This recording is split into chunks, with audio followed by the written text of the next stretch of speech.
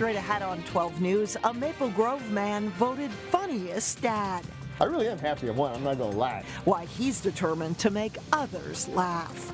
Plus, a life full of memories and stuff. This is the home that these people grew up in, and these things are their memories. How a Golden Valley business helps seniors downsize. But first, alternatives to school suspensions. Educators meet at Cooper High School to learn other ways to discipline students. 12 News starts right now. Hello, everyone, and thanks for joining us. I'm Alexandra Renslow. Mike Johnson is off today. A group of educators from across Minnesota gathered at Cooper High School today to look at alternatives to suspensions and expulsions. One method for disciplining students is called restorative practices. Delane Cleveland joins us now with more. Delane? Yeah, Alex, simply put, restorative practices is a method of building community in a school and being able to repair harm and relationships when something goes wrong. I feel like this is a more proactive approach that gets the kids to look within to change their behaviors on their own. So they're not just responding to me, they're wanting to be better because they feel that it works. A group of 150 people from school districts across the state gathered at Cooper today to learn more about restorative practices. It's a form of discipline that requires people involved in an incident to talk to each other about what happened, usually with a moderator and parents present. Officials from the Minnesota Department of Education say suspensions and expulsions disproportionately affect minority students. They also say the practice doesn't improve student behavior. Overall, teachers learning about the restorative practices methods say it gives them another disciplinary option. You never give up suspensions and expulsions. You never give up the criminal justice system. You don't get rid of the courts, but you have a variety of choices to use that may be able to address the problem more completely, more profoundly than just sending someone away. Today's session is the first of several trainings being held throughout the week in the Northwest Metro. For a full list of training programs being offered to teachers, you can go to our website at 12.tv. Alex? All right, thanks a lot, Delane. The Hennepin County Medical Examiner has identified a Golden Valley woman who died from injuries sustained in a car crash in Washington County. Suzanne Lundgren was entering St. Croix Trail from a private drive in the city of Scandia when her Jeep was broadsided by a pickup truck.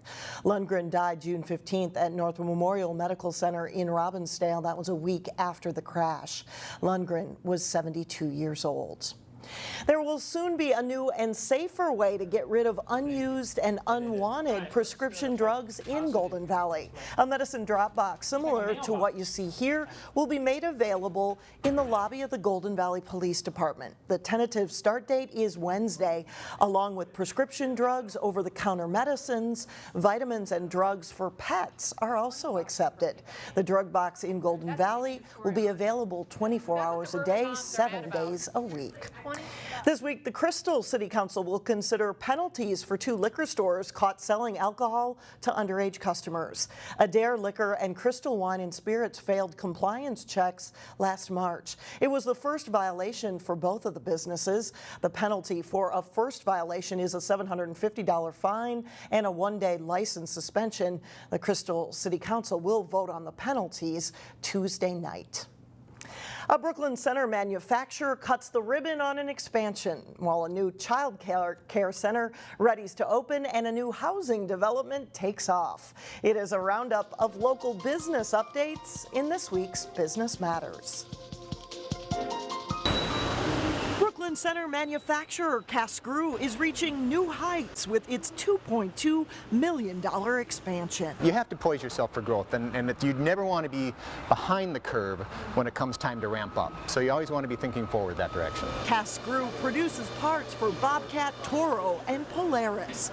With the grand opening today on a 26,000 square foot addition, this company is positioned for new growth with more space now freed up for manufacturing. Frees up 18,000 square feet in the old building, which allows for new machinery, new efficiencies, new productivity gains, and that's the long-term plan for over there. The new expansion is already helping the company realize savings, too. Cast Screw recently did away with their night shift now that workers have enough room and don't have to double up at workstations. In Maple Grove, the doors open Saturday on a first-of-its-kind in the state child care center.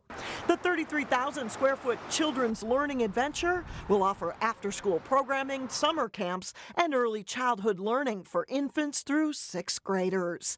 The Arizona-based company offers a facility housing everything from a ballet studio to a professional-grade cooking classroom. New families are the latest addition to New Hope as the Parkview housing development by Centra Homes rapidly moves forward near Bass Lake Road and Winnetka. They had anticipated about 20 homes a year for 3 years. We're at 20 permits or more right now, and they've still got plenty of the season left in that first year. So they're ahead of what they projected. 60 new homes will be built when the development is complete. So far, the highest price home recently sold for more than $400,000. We're really happy with what we're seeing out there. They're beautiful homes, and definitely what we would consider a move-up option for our city and the nicest single-family homes that have been built in a long time. The Parkview development includes single-family homes and detached townhomes. Well, how about them apples? An Osseo High School student is closer to an important goal. 17-year-old Quinn Stanley is a modern-day Johnny Appleseed. He spent 2 days planting different types of apple trees at Lord of Life Church in Maple Grove. The fruits of his labor will be donated to Cross Food Shelf. We have 3 different types of trees with 15 trees. We have Zestar apples, Honeycrisp apples, and State Fair apples. Stanley says it will take 2 to 3 years to produce full-size apples. The project will help him in his efforts to become an Eagle Scout. Coming up, helping parents part ways with a lifetime of belongings. We'll look at how a Golden Valley business is helping seniors downsize. And then a little bit later in sports, a look ahead to Monday night's state Class 4A baseball title game between Champlin Park and Wayzata. But first, mostly sunny and nice on Tuesday.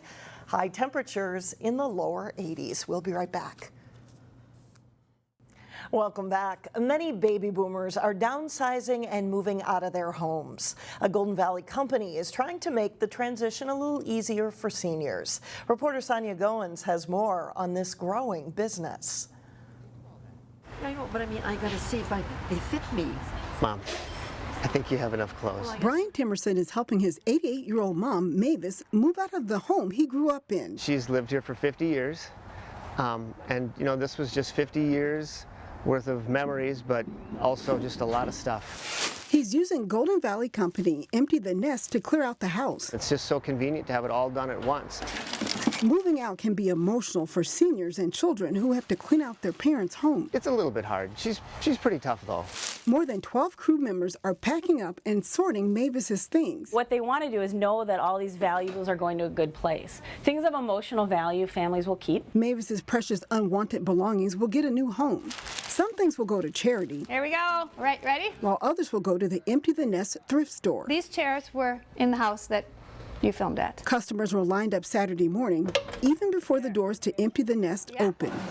They're coming in. Welcome, welcome. Have you been here before? Sharon Fishman started the company 6 years ago and recently relocated to Golden Valley. I started this after my parents passed away, and I had to empty their home. The goal is to reuse and repurpose as many items as possible. We take everything, make sure it all gets to the right place. We take care of donations, recycling, trash. It's a win-win for Mavis and customers in search of a good deal and really unusual finds. In October, I had bought a couple of them at a bag sale that Empty the Nest had, and I paid maybe 50 cents for them, and I turned around and sold them for 20 bucks. Yeah. Meanwhile, clients like 88-year-old Mavis are glad to see someone is putting their things to good use. She just wants to see some of this stuff get used, and to her, she still sees value in it, and there is value in it. In Golden Valley, Sonia Goins, 12 News. While it is technically open to customers, Empty the Nest will hold a formal grand opening celebration on July 16th. The thrift store is open 3 days a week, Saturday through Monday. Coming up, a Maple Grove man is named funniest dad on national television. But first, 2 local lacrosse teams look to end their seasons with a win. John Jacobson has highlights from the final day of the state tournament coming up next in sports. The state Class 4A baseball championship game is tonight. 2 local teams will square off, Champlin Park and Wayzata.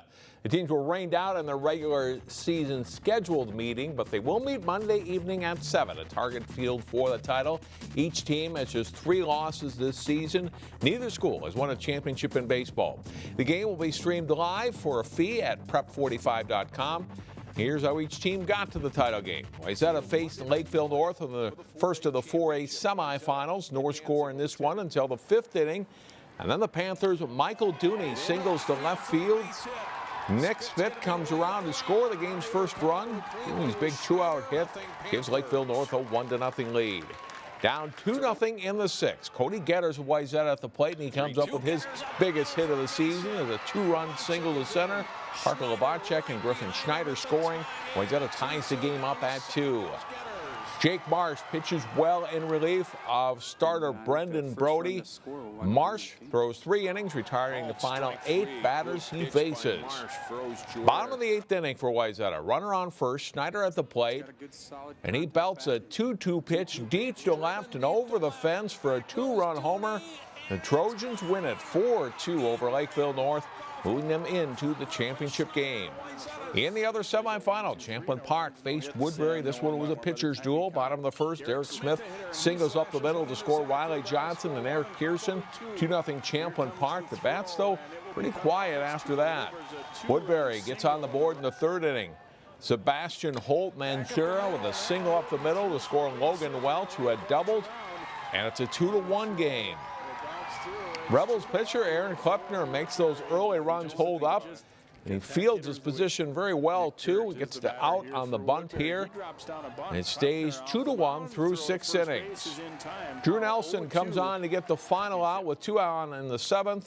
It's the foul pop out to end it. The Rebels advance with a 2-1 win. We'll have highlights and reaction from the 4A title game Tuesday, starting at 4 here on 12 News. Benilde-St. Margaret's played in the Class 3A baseball tournament. The Red Knights beat North Branch, and then they lost to Henry Sibley, putting them into the 3rd place game against Little Falls at the University of Minnesota's Siebert Field. Highlights from this game: 2nd inning, Benilde's Dylan Hewitt with a grounder to short. Fire shortstop can't come up with it, and Riley Simonetti scores the first run of the game. 4th inning, Joey Corbett singles to right. Simonetti in to score his 2nd run of the game, and the Red Knights lead at 2-0. Bottom of the 5th inning, same score. Austin Jangstow for Little Falls will hit a ball to the gap here in right center field. Austin Wise scores. The Flyers had back-to-back triples, and they got on the board with that run. Later in the inning, Mitchell Boris with a bouncer past 3rd for an infield single. Jenks scores to make it 2-2. The Flyers scored the winning run on a balk in the 6th inning, and they close out Benilde in the 7th. Little Falls takes 3rd place in Class 3A with a 3-2 win. Now to Lacrosse, where the Wayzata boys beat Tartan and then lost to top seed Lakeville North in the first 2 rounds of the state tournament, and that put them into the 3rd place game against Eden Prairie Saturday. Slow start for Wayzata. Eden Prairie's Griffin Scholl scoring here for a 4-0 lead. The Eagles are up 5-0 after a quarter. 2nd quarter, Amar Batra gets a pick, uses some space here and gets a shot away. He scores, and the Trojans pull within 6-3. 2nd half, Batra draws the defense and feeds Dalton Seas for the long shot on goal. It's 8-5 Eden Prairie. The early deficit, though, too much for the Trojans to overcome. Kyle Connolly scores. The Eagles hold off Wayzata for a 14-10 win. Maple Grove's girls played in the consolation final against Lakeville South. Close most of the way. Claire McLean dropping the pass to Haley Herdine for the goal. Maple Grove ties it at 2. Trailing 5-3, the Crimson gets 2 in a row. Paige Casabo to Tina Campa. Her 2nd straight ties it at 5. Lakeville South leads at 7-5 at halftime. 2nd half, and the Cougars surge ahead. Pass tipped, but Haley Gill scoops and scores. It's 8-5 there. Maple Grove keeps battling. McLean to Lauren Kaufman, who scores, or spins, and then sets up Campa. She scores the goal. It's Lakeville South winning it, though, 13-10 to take the consolation title. With the Wayzata Champlin Park baseball coming up Monday night, the last game of the season in high school sports. Here we are, right? Yeah. Thanks a lot. That's right. Thanks, John. Still ahead, part dad, part jokester. Meet a Maple Grove man who has gained national attention for making others laugh. We'll be right back. Most dads were all smiles Sunday for Father's Day, but for Maple Grove's David Ricks, the laughing and smiling started last Thursday when he won a Funniest Dad competition on national television. Eric Nelson has more on this local funny man. People have been telling me all my life, you should be a comedian. Dave Ricks is a joke waiting to happen. I know. It's true. The retired school teacher has a knack for making people laugh, and did that on NBC recently, winning the Today Show's Funniest Dad competition. I was pleased that I got on this show, and I was pleased to really win. I really am happy I won. I'm not going to lie. You know, I wanted the trophy. If I hadn't won it, I still would have been happy. Not as happy. Ricks won the trophy because of a comic prank that backfired on a family vacation in a Wisconsin cave. All right, next up, we've got David Ricks. David is a retired high school principal from Minneapolis, Minnesota. He relayed the story on NBC and came home with the hardware. And I thought, boy, this would really be funny for me to go behind my son's head and make a flapping noise like a bat, you know, was flying out there. My son screamed so loud that I almost jumped off the railing down into that. Yeah. The delivery is very good.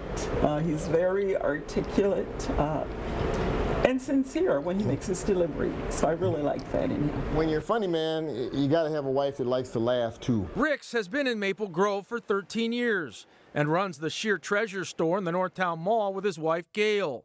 But comedy is his passion. The comedy thing is, you know, it's really exciting to me. Ricks dreams of someday yucking it up on the comedy circuit. And I would love to be able to be on somebody's tour or go to hotels and perform, you know, in their nightclubs. Ricks' humor is down to earth and is based on slices of his funny life. You know, they're not even jokes, they're just stories. And people are literally falling on the floor. That's not true. Ricks even has some presidential qualities. A lot of people say I remind them of President Barack Obama. In Blaine, I'm Eric Nelson, Channel 12 News.